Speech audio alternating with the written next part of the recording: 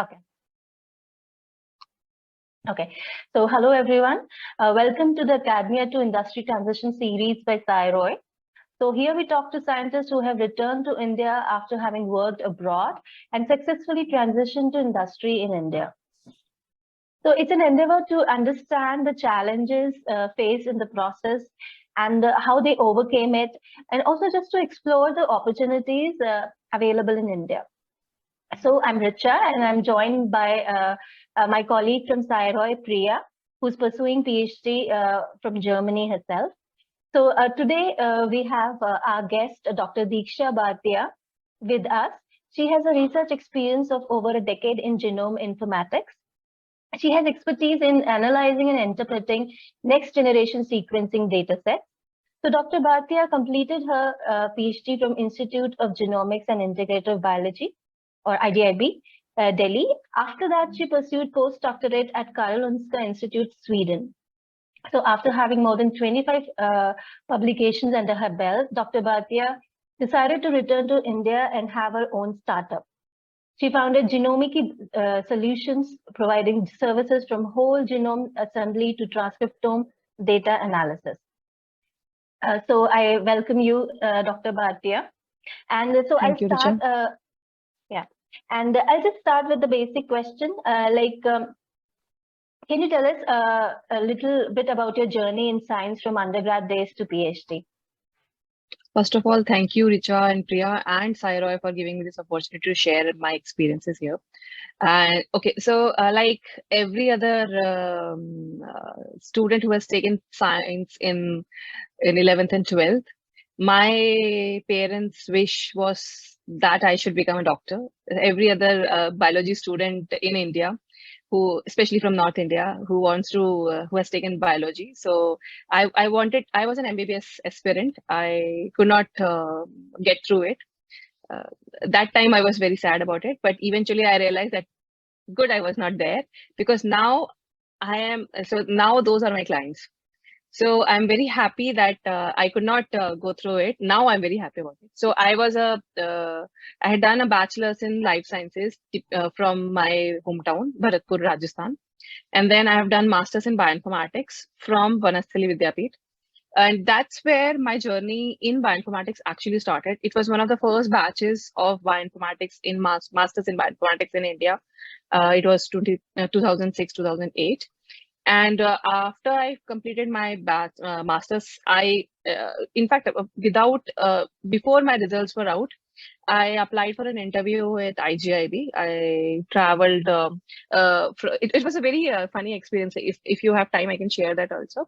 So there was this, I'm not sure if you know that there was some Gujar Andolan going on long back regarding some reservations, and it was completely, the roads were blocked. And there was an interview at IGIB, and my results were not even out, the master's result. And I traveled. Somehow my mom and I traveled from Bharatpur to New Delhi for that interview. And I cleared that interview. But after that interview, I was asked that, why have you applied? Because you are not eligible. Because I was not even eligible for the interview. But since I cleared that interview, so Dr. Shovik Mehti, who has been my mentor throughout since then, and he actually finally had me in his lab. The only condition was that I should have my final results before joining the lab. And eventually I got into IGIB as a project assistant. And it was 2008 at that time. And then he sort of handed over me to Dr. Vinod Skaria, who was setting up his own lab, and he was a very young scientist that time. And I was his first PhD student. Eventually, that's how I from a small town in Rajasthan, where I was doing I had very little exposure about bioinformatics or any other sort of research organization. To be very honest, when I was in Rajasthan or Bharatpur, I had never read any research article that time. now bachelor students are so much exposed to all these things that they all know that there are so many things that they have to do. Then students in bachelors come to me to get to learn NGS analysis. So I know that how the things have transitioned in last 15 years. But yes, when I joined, and my journey started from the day I landed up in IGIB, and then after finishing my PhD, like I completed around in 2000. I left IGIB in 2014, but officially my Y was done in 2015. So this is how all it started. Yeah, that's very interesting. And like, how did you choose your lab for postdoc, and how was your experience at Karolinska Institute? Okay, before Karolinska Institute and after IGIB, there was a time of around 3 to 4 years that I was a research scientist, a project scientist at ICMR.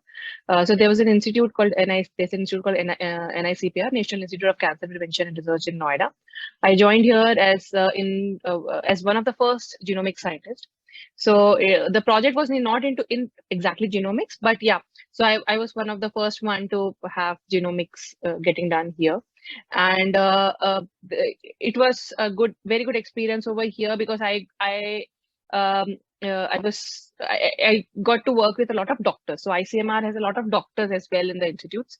So, and I was working with the bioinformatics division at the ICMR headquarters. So I had a mix of people whom I was working with. But everywhere I went, for example, when I was at an IGIB, I was working in a bioinformatics lab. Here at NICPR also, I was in the bioinformatics. I had the responsibility of setting up the bioinformatics division. So everywhere it was the bioinformatics division. But I had never got an opportunity to work with a purely, the wet lab. I mean, the experimental lab, where I could, just get into all those experiments and analyze the direct data out. So like I was looking for a lab which was completely experimental. And when I was then after a few years at NICPR, I realized that I also need to apply for postdocs and get much more exposure, because since I was in India throughout my career, I wanted to get access to better data, because newer data sets, not exactly better, or we are also having good quality data sets here, but newer data sets, newer style of research, and I wanted to get that exposure, and I was looking for postdoctoral opportunities. I had a senior in Karolinska Institute. Richa might know him, Dr. Pankaj, and so he actually, when you apply for some jobs or positions, you always tell your senior that please guide me if you know any positions. So he helped me to with this job opportunity, and he actually helped me a lot when I was applying and everything. And I finally cracked the position, and I was so lucky to join the group of Dr. Anita Gondor. And I learned so many different analysis over there. So I was lucky to be a part of a completely experimental group, where they had, I was just, at that time, I was the only bioinformatician. And in fact, I had recently, left the lab. So right now also, I was the only bioinformatician. And this was a great opportunity. So this gives us good insight for our budding researchers to consider while venturing into new labs. So now I wanted to ask you, like, when did you think of moving back to India? And what inspired you to make this decision? And how did this global pandemic actually shape your career? So I don't want to say that I ended up as an entrepreneur because of the pandemic, because I always wanted to have my company. Even in my PhD days, me and my friends used to plan about our company, about what idea we should have. So it's like nothing was overnight, or nothing was like, COVID is here, so I have to have my company. The idea was there. I was processing this idea. And to be very honest, I had discussed this idea with my postdoc boss as well. And she also told me, in fact, I was very much, I was not 100% sure that what kind of company I should have. I always wanted to have a company. I always wanted to start something on my own and be an entrepreneur. But how exactly should I shape it up? I was not very much sure till I landed up in Sweden, because I realized that the potential of commercializing bioinformatics from Sweden itself. I realized that how we can commercialize bioinformatics, bring new products, new services, and launch such things in India. And my postdoc was very much helpful, and she also motivated me to do this. There was a time in 2019, end of 2019, where I was having some health issues, and I had to come to India for certain for those reasons. But I could not go back because of the pandemic. I had my tickets which I could not fly. You could not use it, and I could not go back because of that. And I realized that maybe that was the right time to start that, because I was always having this hitch that, okay, when should I do that? Should I complete my postdoc? Should I always we all have this confusion that when should I take that plunge? And when I discussed this with my postdoc boss, being in India, and since I was having this health issue, these health issues, so I was anyways working from home, working from India for her. And when I told this to her, she was very much supportive, and she told me that, okay, I can take this plunge and be a postdoc, and I can be a postdoc till the time I realize that, okay, now I want to completely move to my company, and so that partially I can work for her and partially I can manage my business. And this was very good. This was the biggest help that I could have ever got, because I had zero knowledge, typically zero knowledge how to start a business. That, okay, I knew that I wanted a business. I knew something that, okay, I'll do something about bioinformatics, how to do it. First of all, how to register a company. How to do that, what papers do we need, what is a deed, what is all those things, those terminologies. I had zero knowledge, and I had to start from scratch. So though I may have scientific advisors and mentors, but I never had a business advisor. My father is a businessman, but he's like a proper businessman, but he might not be able to guide me about the new startup things and all those things. So my journey started from there, that, okay, first of all, okay, now want to have a company. What kind of paperwork should I start with? What should I do? How should I get the company in place? Yeah, that was a very inspiring, Dr. Bhartiya, that you turned, it's like an inspiring story of turning adversity into opportunity. So, could you tell us about your startup, like Genomiki Solutions, a little bit about that? So, okay, so when I wanted to start or have my own venture, since I've been a bioinformatician, I always wanted, and as I told you, that I wanted to, I had this idea of commercializing bioinformatics, and I am a genomic scientist. So I am a genome informatician. I have worked on genomes throughout my career. So I wanted to have a company where I am going to have position myself into the field of genomics. And that's how Genomiki started. So the meaning of basically Genomiki is the Hindi word for the field genomics. So that's why it's Genomiki. And I wanted to establish myself into the field of genome informatics and properly commercialize that part of bioinformatics for research labs and doctors, clinicians, diagnostic labs, and all those people who are working in genomic testing, genomics, genome informatics. And that's how Genomiki started. And that's why the name Genomiki.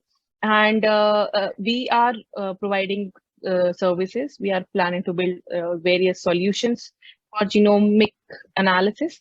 So this is all about Genomiki in brief. Okay, that sounds very interesting. So, so I think I would like to follow it up with. So, how did you manage to obtain seed funding for it? And so what are the different funding organizations you approach, or in general, if you can tell us about such organizations in India? Okay, so the seed fund. Okay, so the funding that I have received is the Startup India Seed Fund. This is which provided by Startup India. And so apart from that, so the first step I took after planning or deciding to start my company was to look for programs or incubation programs or talks about entrepreneurship, because as I've told you, I had zero knowledge about that. And I accidentally landed up at IIM Bangalore virtually. It was 2020 back then, and there was a women startup program organized by IIM Bangalore, the incubation center NSR cell at IIM Bangalore, virtually, and I somehow registered for that and got selected for it. There were 11,000 women along with me who got selected in that, because it was a virtual program. First time IIM Bangalore launched any virtual program for this. And I happened to attend 5 weeks of sessions. It was very insightful. I learned so many basics from there, and the journey actually started gradually from there. And then there was this was the first phase called Move program, and then the second phase was to apply for there was a sort of a competition among those 11,000 women there. So I learned how to pitch. I learned about the basic terminologies. What is an entrepreneur? How should we approach to customers? What should be in the marketing strategies? All those things which I had no clue about. And then I got selected into the Launchpad program. After the Launchpad program, I then applied for the next phase, and then I got selected into the incubation program at the NSR cell. So out of the 11,000 women, I got selected in the last 200 and 210 women who were the part of that incubation program. And when I got selected for the incubation program, I started receiving smaller seed funding. So initially, the first thing I got was 25,000 rupees INR. And then I got from the 210, there was a next competition where I got into the top 100. Then the last competition was top 20, and I was lucky enough to get into the top 20 as well. So I got around 2,75,000 as the seed fund from IIM Bangalore. It was not okay. It's a small amount, but if you look from my perspective, it's very big, so that I can organize a lot of things from that money. But I was very lucky. It's not just about the seed funding, but the entire training that I got from it and the mentoring support that I got from the program. It was very good. And though the official incubation has been over, but the mentoring support is still with me. I can anytime reach out to those mentors who are professors at IIM Bangalore and IIM Ahmedabad for any basic query, even when so after this program, Genomiki got incorporated, and they were my mentors were the one who helped me to design my logo also. They even chose the colors, that okay, what kind of colors should I have? What should be there on the website? Even one of my mentors told me that why I don't have this big signature in my mail. So very basic things that sometimes we overlook. And these mentors are professors. They have their own ventures. These are big shots in business field.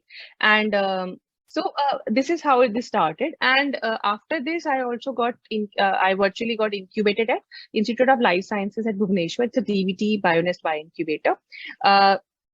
And from though IIM Bangalore was a very good platform, but it was a very good launchpad. But I always wanted to be in the biotech community, because eventually I have to sell it to the biotech community. So I wanted to be associated with some institute where I could get into genomics and get in contacts of such people. And DBT ILS Bioincubator seemed to be the perfect place, because one, they have a large genomic sequencing facilities over there, and they have a lot of scientists working in genomics. And the CEO of this center, Dr. Nimita Jaina, has immensely helped me to build my venture. In fact, with her support only, I got Genomiki registered. She was the only one who pushed me to apply to get registered at Startup India, to be recognized as Startup India, MSME, Startup India, basically all those things. So as entrepreneurs or as scientists, we never know that what are the opportunities that are lying in front of us.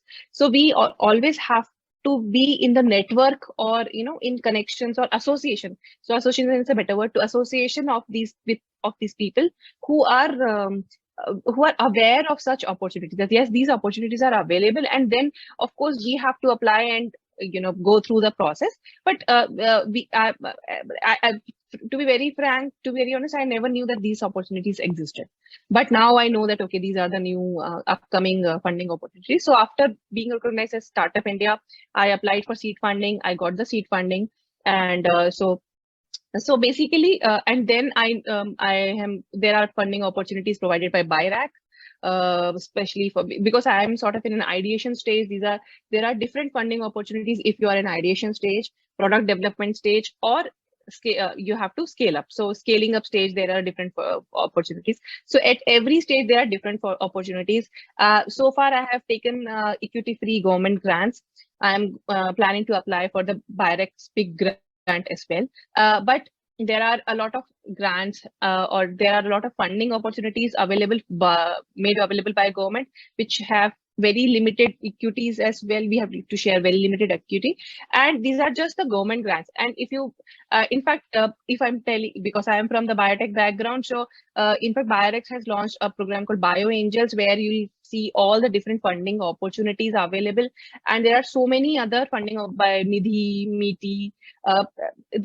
This time is one of the best times for an entrepreneur or a startup in India, because the funding agencies, the government is actually pushing a lot of such concepts and all. Even not just all kinds of startup, the biotech startups. This year, BIRAC completed its 10th year, and there was a very good sort of a convention and all the biotech expo by BIRAC, and there was a lot of startups got an opportunity to showcase their products. We are still our ideation stage. We don't have our products ready, so we could not have the show, the stalls over there. But we also learned so many things from so many people. We got a chance to interact with so many. So the entire biotech startup community was housed at one particular auditorium for 2 days, and you could reach out to everyone. So these kinds of initiatives are taken by government, and so this is a very good time. So if anybody is interested in looking for such opportunities, this is the right time, because there are so many opportunities available. And apart from government fundings, there are a lot of private funding opportunities. Many of the companies like Edison or even Illumina, or many companies have come out with accelerator programs. And there are a lot of hackathons, and there are a lot of such contests also where startup founders can apply. A lot of completely, VC funds and angel funding opportunities are also there. I have not yet gone through that step because I am still at the seed funding stage. But yeah, many such opportunities do exist. We just have to reach out. So one of the mentors at IIM Bangalore always tell me that, Deeksha, you have to ask. If you won't ask, you won't get anything. You have to ask.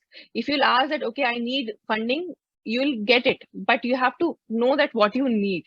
But if we don't know what we need, we won't be able to get it. So that's what it is. Yeah. That. You're mute, Priya. Yeah, it's very interesting to know about Genomiki, and thanks for all the information about the seed funding and funding agencies. Like you already told about the startup culture, which is happening in India. Is there any challenges that you actually faced during this time? And if so, like starting up in India and abroad, can you throw some light on it? What is your opinion? Yeah. See, since I've started in India, I had not done any kind of, I have not worked on the startup in Sweden or any other country other than India. So I am not aware of the challenge that I might have faced there. But of course, see, when you start a startup, it's like raising your own baby. So you have to start from the scratch. So wherever you do it, you have to start from scratch. And the fund, if you are applying for funding, the process is almost similar. You have to go through a pitching process and all those things. Everything is similar. If you have to meet customers and get customers. See, the process remains the same. There might be some changes here and there, and I don't see that if you are starting in India, it is okay, you might not get fundings. If you are starting outside, it's no. So today in India also, we are having so much opportunities. Of course, there are so many challenges day in, day out. As an entrepreneur, to be very honest, many a times, like there are many such days in a month when I feel that okay, am I on the right track? So these things do happen. Initially, I used to get a lot of second thoughts as well, that am I doing the right thing with my life, or because I was I was earning pretty well in my postdoc, and I was about to leave that just to start my vision. So all these things. So you always get this, because it's very challenging. Every thing is, you have to build from scratch what you have to sell, because it's not the research that you have to do. You have to sell it to somebody and earn money. And to keep it functional. And then when your business starts growing, for example, now we have some paying clients, you have to have some employees, then you have to always maintain that cash flows, so that to maintain your business. If you have to have employees, then you have to have an office. So all those things. So it's a constant struggle.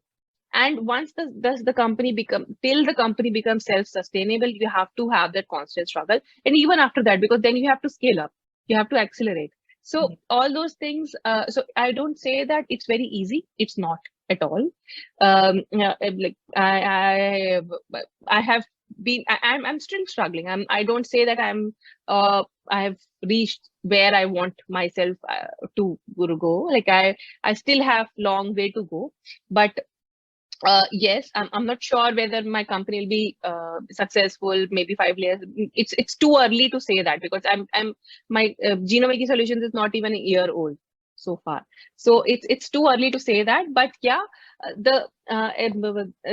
as you always say, like as people always say, that it's not the place where you want to reach. It's the journey. The journey is so interesting, because you have I'm so always on my toes that what I have to do next. I'm so excited. It's so like it's very exciting. But yeah, it's very hard work. You have to be very hardworking. Otherwise, you don't know. So if I am not, it's like that. If I am not well for a week, I know that week I won't. The next week I won't be able to get any client, because I am on my bed. So I don't have the scope of falling ill as well. So if I have to have a client next week or next to next week or next month, I can't spare that 1 week or a few days out of my life, at least now. So that's how it is.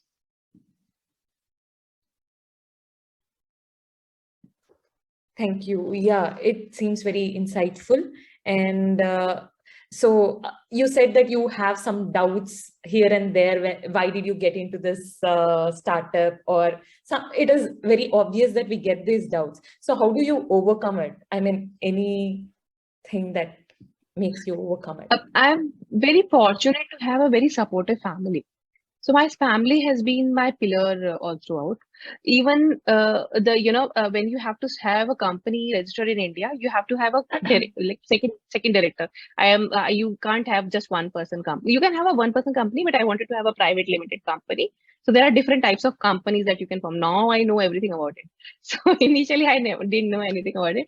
So if you have to apply for fundings, you have to have either a private limited or a LLP, limited liability partnership company. And because I need a lot of funding to accelerate and to scale up. So I have this private limited company, and to have a private limited company, you have to have a second director, at least 2 directors.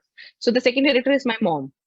So and though she's not working, she's a doctor, but she's not working for my company. But she like everyone in my family, even my 7-year-old daughter, 6.5-year-old daughter, has always supported me. That okay, it's like mama is working for the company. My husband has been very supportive about everything. My brother has been working for all this administrative part. So basically, each and every member of my family has been very supportive. And whenever I get these second thoughts, they are the ones whom I reach out to. And after my family, I am lucky to have mentors, not just from from IIM Bangalore or from the other incubation centers that I'm associated with. But even my PhD guide, Dr. Vinod Skaria, and they are also very supportive that, okay, so whenever I am, I'm having this low or some low of energy, I always reach out to these people because I want some sort of motivation. Then my friends are also very helpful. So I have a lot of friends whom I talk to, okay, how should I go about it, what to do. So this is how it is. And apart from that, when I was in IIM Bangalore, there was a huge cohort of women who are entrepreneurs, not from my or our field, but different fields. So basically, they are somebody is selling something, somebody is into food, somebody is into makeup, somebody is into, they are different industries, but they are all entrepreneurs. They are all struggling like me. Everybody is like, so we are not from the same domain, but we are all struggling together. We are all looking for more revenue. We are looking for cash. We are looking for collaboration. We are looking for business, learning everything. So whenever I am in doubt, I always send a text over there, and I get a list of. So in fact, a few weeks back also, I was feeling very low that, okay, somebody said something about the company and I was feeling very low, and I just had to send that I am feeling very low and I'm thinking that am I on the right track? And I got so many calls that I had to cut those calls. That, okay, fine, I'm fine. I'm not going to do anything. I'm fine. I'm not quitting. So these are those things. And I'm lucky to have such support. And as I said, you just have to ask. I don't keep it in me. I just talk to people that, okay, am I doing the right thing? So I'll always get right answers. I'm lucky to have people around me for that. Yeah, thanks so much for sharing that, Dr. Deeksha. And like following up on the mentoring question, so like Sci-ROI is also an organization which helps smoothen the transition of early career researchers back to India via webinars, blogs, and recruitment drives. So, do you think like such an organization like Sci-ROI can be instrumental in this process of transition, and like what kind of like what aspects of career transition should such an organization focus on, like from your experience? Actually, definitely, Sci-ROI and such organizations can be very helpful. As I told you, as a research scientist, I never knew about the opportunities that lie in front of me, because I was so we are sort of trained to be a scientist or a professor. Okay, so we are not trained enough to be an entrepreneur. So that's not a part of our training. So Sci-ROI can be beneficial, and basically like this interview, you can also conduct interviews with other biotech startup founders, or you can always come up with different startups, not just from India, different other startups which are there anywhere in the world, where you can which will help other students or postdocs to know that, okay, these are the things that can be done.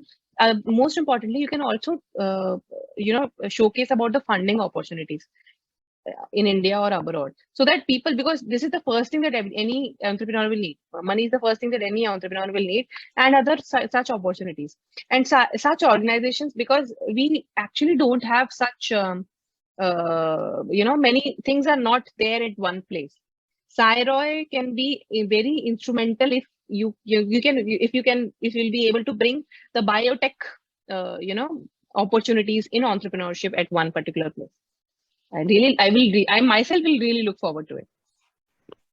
Yeah, that is true.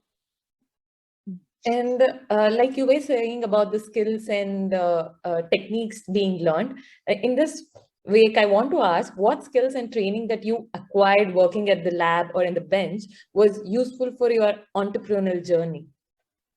See, my company, Genomiki Solutions, is all about bioinformatics services, bioinformatics solutions. And this is exactly what I have done since my master's. My master's, my PhD, my postdoc, everything is in bioinformatics. I'm a bioinformatics scientist. I call myself as a bioinformatics scientist turned entrepreneur. So everything what I've learned has been in my company now. So it's all about what I've learned throughout my career. Just like to add. So I just wanted to add, like we as in Sci-ROI, we do have this annual event where I think, and also we have recruitment drive. So where I think early researchers can really come together, and even established entrepreneurs can also come together and share, collaborate or associate or Yeah, No, that is a good opportunity. something Yeah. like that. Exactly. Yeah.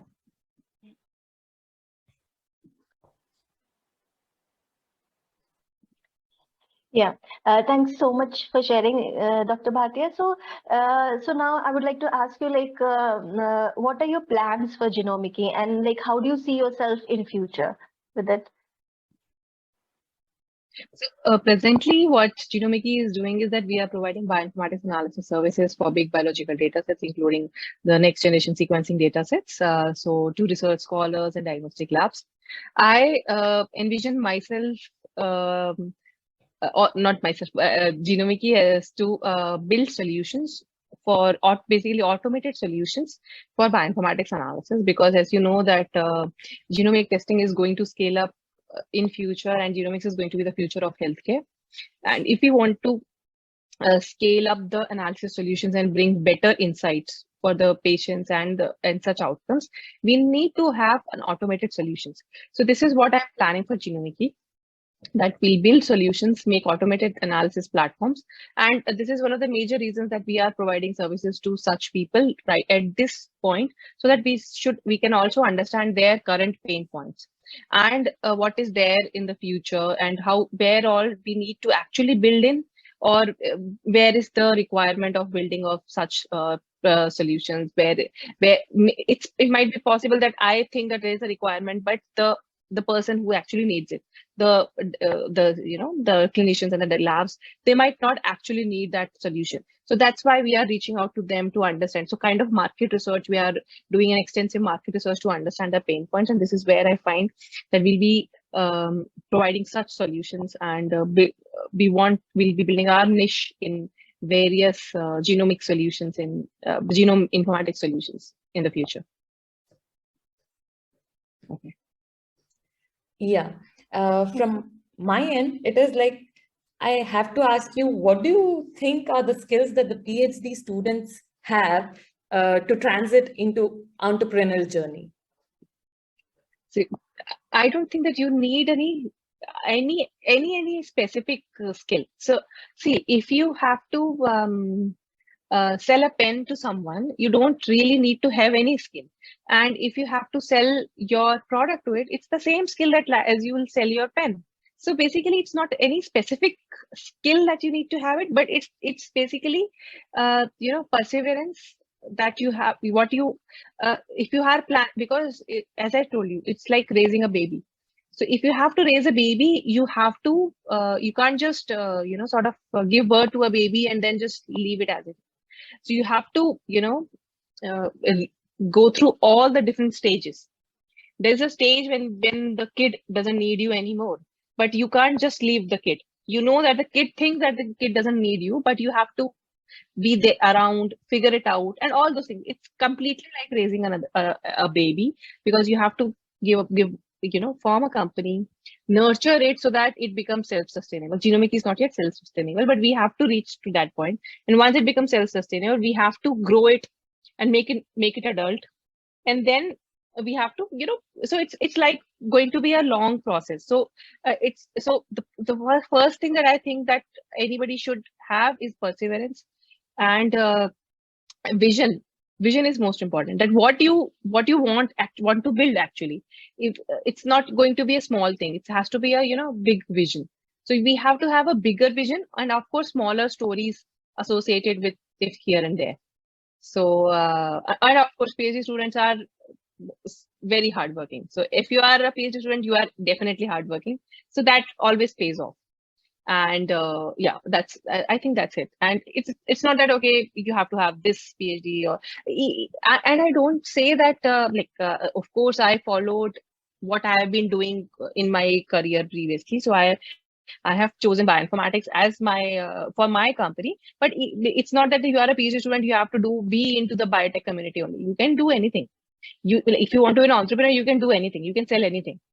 But I'll also want to say one thing to all the PhD students or postdocs or any other research scientists out there.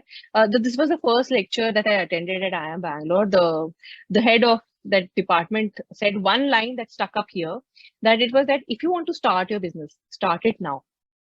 So there's no other time. If you want to do anything, start it now. Start working on it right now. You don't have to leave your current job to start anything. You just start following blogs of different young entrepreneurs.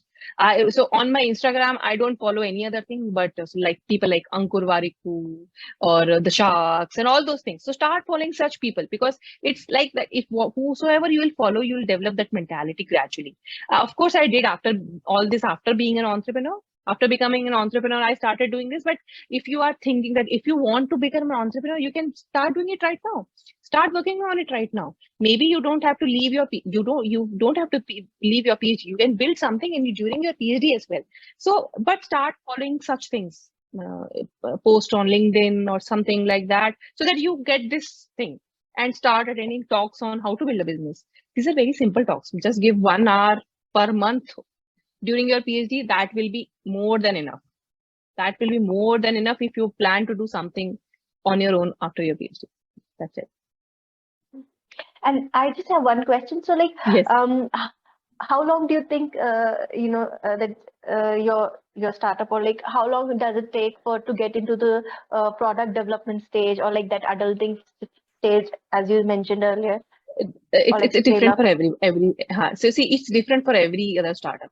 So from the day one, so I am very lucky to have to say this, that from the day one we have been earning revenue, because we were providing services, and we never had to build anything, because for services I was trained to do those kind of analysis. We were also providing internships to students, and from day one we were earning.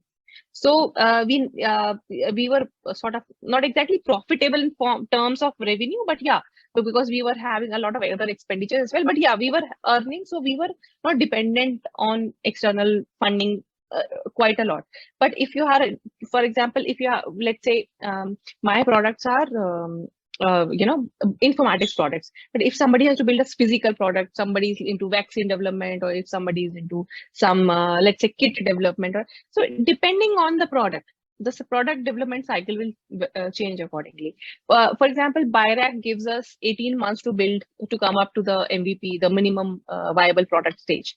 So it's like the product development stage ranges from 6 months to 18 months to maybe 3 years, depending on what kind of product that you are developing and what kind of service you are in. If you are into biotech, it might take longer time. If you are into, let's say, handcraft and all those things, the products are all, it might take a few days to build a catalog. So it's like that. Yeah. Yeah. So finally, I would want to ask, how do you see the prospectus of healthcare or biotech industry in India? And are there any challenges that we need to overcome?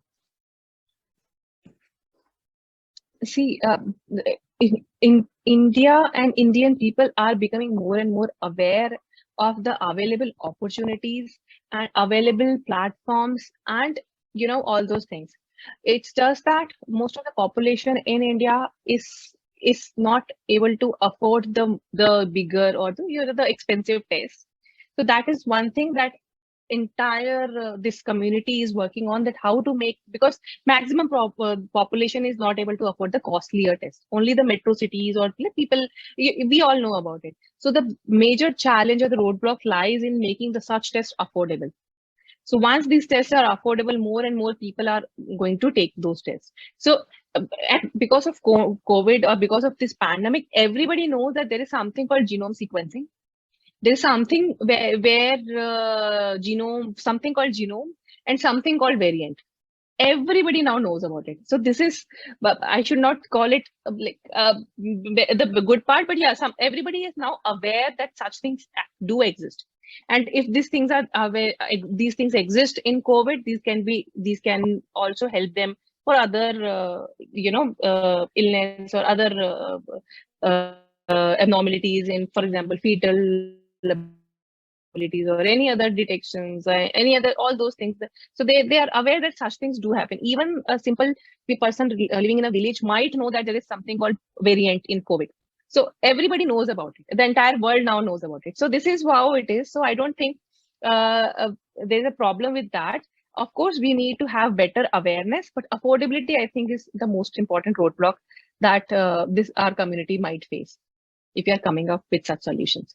and tests in India. Yeah, very well said, Dr. Bhartiya. And thank you so much for sharing your experiences. I think I can say for everyone, not only was this very inspiring journey, but also it was very informational, uh, you know, this talk.